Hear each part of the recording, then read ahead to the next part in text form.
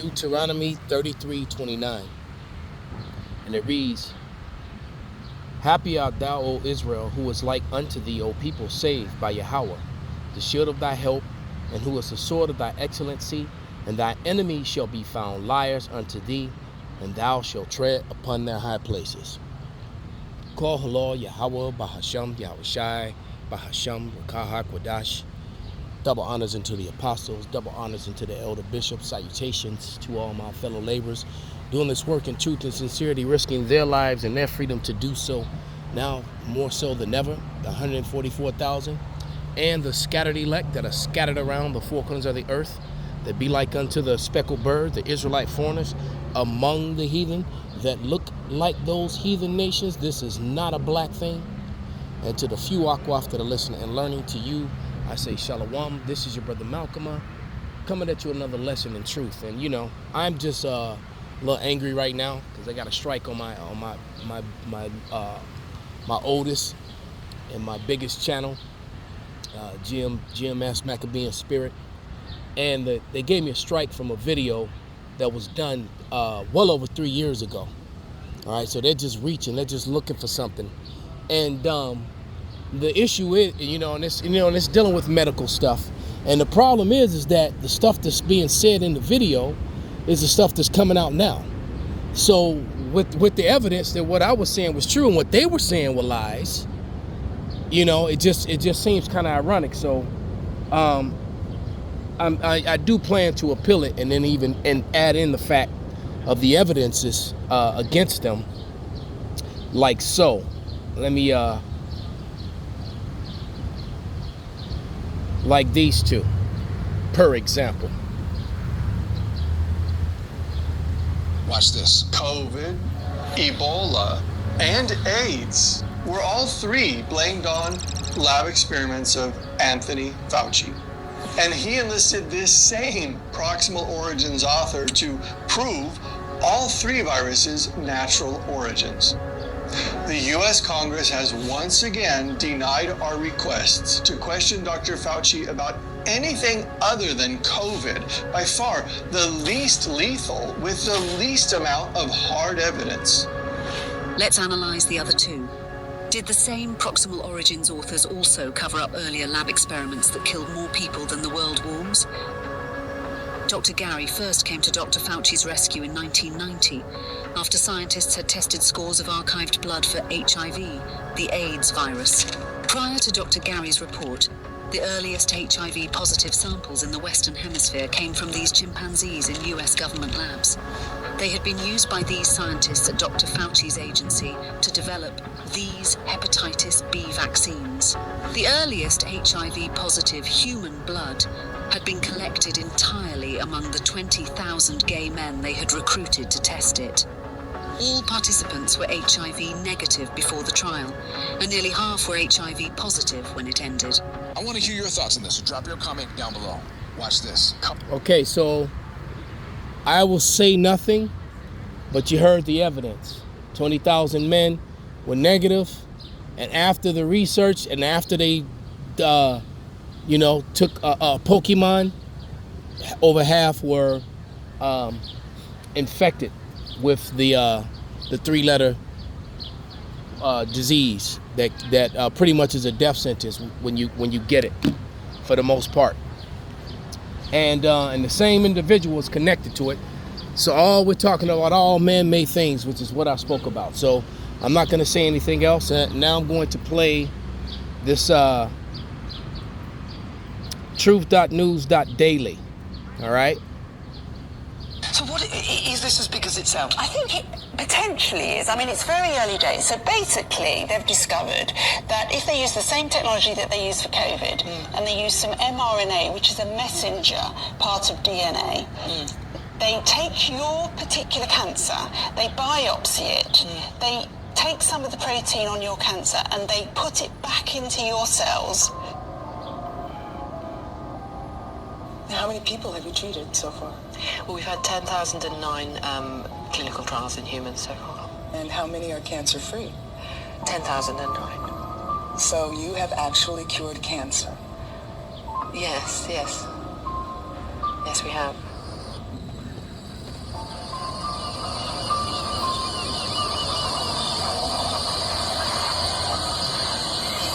Yeah, if you've never seen I Am Legend, I highly suggest you go and see it. But once again, you know, pseudoscience being passed off as science, and then when you speak against it or point it out, you know, you're attacked. This is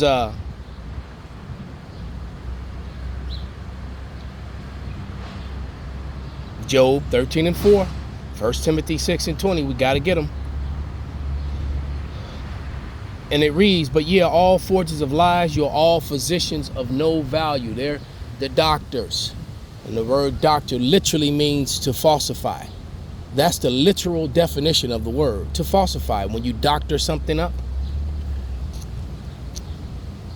Now we'll go to 1 Timothy, because the Bible warned us that people would come and try to get around truth with fraudulent, you know, fake science. All right. So, yeah, 1 Timothy 6 and 20. This was another reason why they want to ban the Bible. But it reads, O Timothy, keep that which is committed to thy trust, avoiding profane and vain babblings and oppositions of science falsely so called. So they always want to oppose the truth with false science and then control the narrative so that you can't speak against it, and even, you know, make laws and penalize people who speak the truth. I watched a video with Dr. Batar interviewing, what was his name? Drew Griffin. I believe his name was Drew Griffin.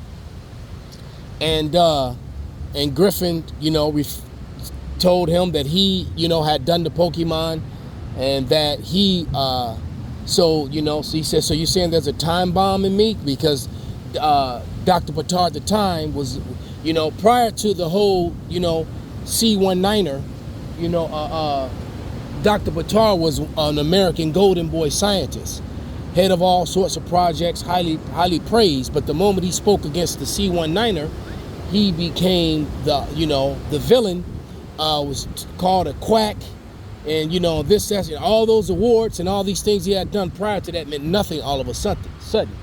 And so in this interview, Drew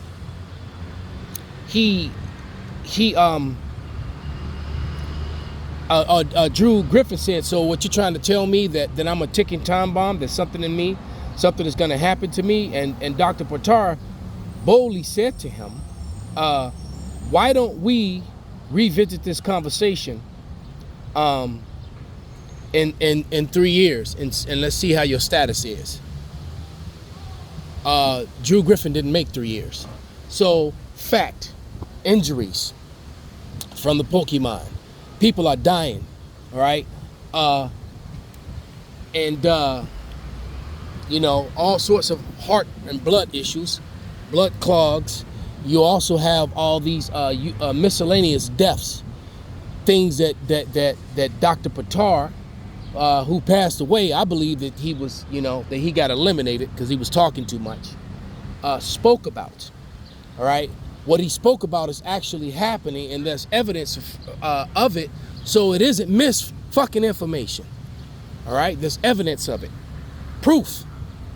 All right, I'm just, you know, heated over, you know, that they you know, put this strike on my channel, and I can't, you know, use it for edification. And, you know, and that channel, you know, like I said, that channel is about 14 years old, and there's thousands upon thousands of videos on their edification and historical lessons, you know, that are very damaging to the you know, to the Western European colonial lies, whitewash history that we've all been, you know, been forced down our throats over the centuries, over the last couple centuries. All right, challenges to their lies, shameful spewing upon their glory, and they don't like it. All right, there's another video. Let me play, see if I can find it. Let's just show you too how these people completely and totally ignore their own laws when their laws trap them up. Like, kind of like my personal situation I'm going through with the court system now that I beat them with their own laws, you know, they just put my whole thing on pause, on hold. And I personally believe that they're just holding it, and they're just going to keep it that, and that's in that limbo status until the crashes come. I honestly believe that's what they're looking for. But I want to play this video that Nagab sent me about these women who were raped and had children from these rapes in Kenya by British. By white British Christian soldiers, Hebrew Edomite Christian soldiers. These Edomite, these Edomite Hebrew Edomite Christians, and are up to their same old tricks. So it seems. And yeah, here we go. Allegations of rape. Allegations date back to the 1950s. Wow. So here we go. She's just 17, but Marian lives alone in this single room house. A mixed race girl in rural Kenya where nobody looks like her. They actually call me poor white girl. I don't know why they call me poor white girl. They always... Now she's light brown and, or medium brown. And, Kenyans, for the most part, are really, really dark. They're Hamites, they're Hametics, they're the nation of Ham. What the so-called black people in America are not. All right? I hope you all have seen so far the Frederick Price Jr.'s video when he's saying that the Negroes that came, over here on slave ships, according to his research, irrefutable evidence, those people are Israelites. Yeah. And so that's another one of those whitewashed lies that they taught, that Africans were selling Africans into slavery, Africans were selling Negroes into slavery. All right, but nevertheless, these Hamites know that this girl, and she's actually rather attractive, but that's not saving her. They know that she's not her people. The Hamites understand that you are whatever your father is. All right, they completely understand that. And they also know that she's a victim, but they don't care because they know she's not their people. And her own government refuses to help her. And the British government, they're not going to track down and penalize and put, child support on some white guy. No, they're protecting them because they always have to be the face of justice and everything that's pure and is good. When we know that absence law, they're going to act out the way that their true nature is. Now we'll let that continue. Now that I've said that. See, when you're here, just look for a connection that you will go to your own people. You don't belong in here.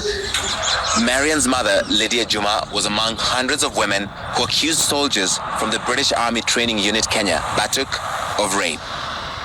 She was interviewed in this 2011 documentary. Because in our tribe, we can't report that thing. It's a big shame. If you go and say that you have been raped. Lydia Juma died 2 years after that interview, and Marian has never met her father. She has to fend for herself in a society that ostracizes her. You have not lost hope of finding your father someday? No, I've never lost hope. Mixed race children keep being born in the remote villages where the British Army trains in Kenya. I wonder why. Generica Namoru says she was in a consensual relationship with a British soldier while she worked at their base, but she claims he has never supported her since she gave birth. I'm a woman with a white child. It's not easy for my family, especially because a child is expensive. Now looking at that child, you know how Esau likes to identify people by color. That child looks nowhere near a so-called white person. That child's about 7-8 shades darker than any white person I've ever seen. So-called white person. But yet, she just identified her as a white child. And why does she do that? Because she understands that the child is whatever the father is. Thus, according to scriptures, Numbers 1 and 18, 1 Kings 8 and 19. So you just want him to take responsibility for his daughter? Yeah. Lord always set an example. For him, I want him to take care of the education, health. Have you ever received a cent from him since she was born? I've never received any cent. Generica is jobless and says she has unsuccessfully tried to petition local authorities and the British Army to find her ex-boyfriend. The British High Commission told CNN it cooperates with local child support authorities in paternity claims. But the Kenya National Commission on Human Rights says the UK government has made no effort to hold soldiers accountable in such cases. These children really deserve British citizenship. They're British kids. They're going to protect those pale males, those Christian Hebrew Edomites. They're going to protect them so that they look like they're good, upstanding, moral soldiers and people, when we all know that they're not. Their fathers were British. So the British government is just not interested in resolving these cases? We don't think they are interested. We call it BBBB, British boys behaving badly. The UK pays Kenya about $400,000 a year to allow up to 10,000 British soldiers to train in the country. Kenya renewed the 5-year deal in 2021 despite opposition from some local groups, lawmakers, and human rights defenders. We have also had cases where these women and people who have reported have been intimidated. So there is a conspiracy to make sure that justice does not happen for these women. Clearly. Allegations of rape and other crimes, including murder, by British soldiers in Kenya date back to the 1950s. These elderly women accused Batuk officers of rape in the 70s and 80s in a landmark case in London over 20 years ago. Ntoye Len Kanan says she was one of them. I was going to fetch water when I was ambushed by a group of British soldiers who were hiding in the grass near the river. One of them grabbed me and raped me. In 2007, Britain's Ministry of Defense dismissed over 2,000 claims of rape from mostly Maasai and Samburu women, saying, quote, there was no reliable evidence to support any single allegation. Where were the women's groups? Where were the Hebrew Edomite Christian women's group, to support these women who were crying out that they've been raped? And these women had evidence. A lot of them had children. All they had to do was check the children's DNA. They didn't do that, though, did they? The government in Nairobi lost the case files without explanation. A royal military... And these women didn't go murder their children either. They actually had them.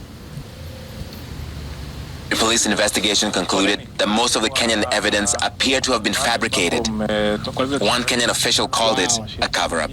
They did not conduct DNA tests on any of the 69 mixed-race children alleged to have been born as a result of rape by British soldiers.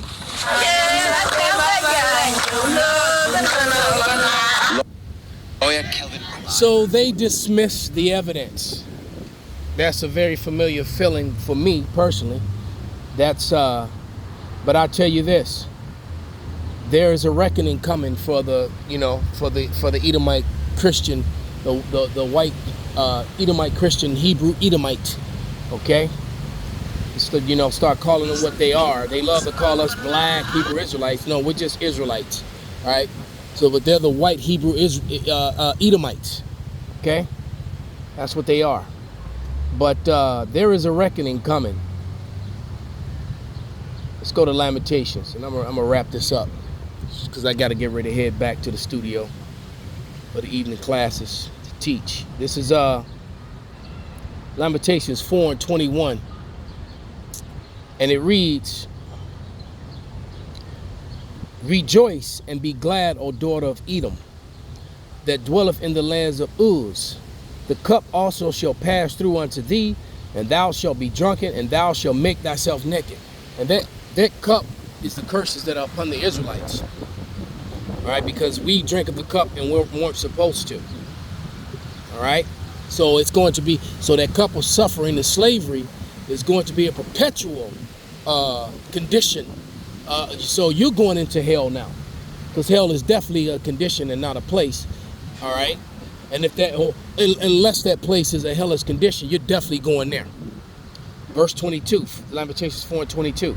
"The punishment of thine iniquity is accomplished, O daughter of Zion.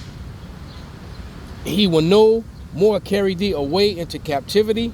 He will visit thine iniquity, O daughter of Edom." You white Hebrew Edomites, and whatever tear babies you got out there that actually have melanin, like those Kenyans. He will discover thy sins. So there is no getting away from what's about to happen to you. That's why your golden city, Babylon, is falling. The dollar has crashed. It is not looking good. Homelessness, your children are out of order. You don't even have men that are capable of fighting as you're about to go into this third world war. It's over for you. So with that, I'm going to give all praises, all honor and glory unto Yahweh, Bahasham, Yahweh Shai, Bahasham, Rakahak, Wadash, Kwam Yasharala, Abba Babal.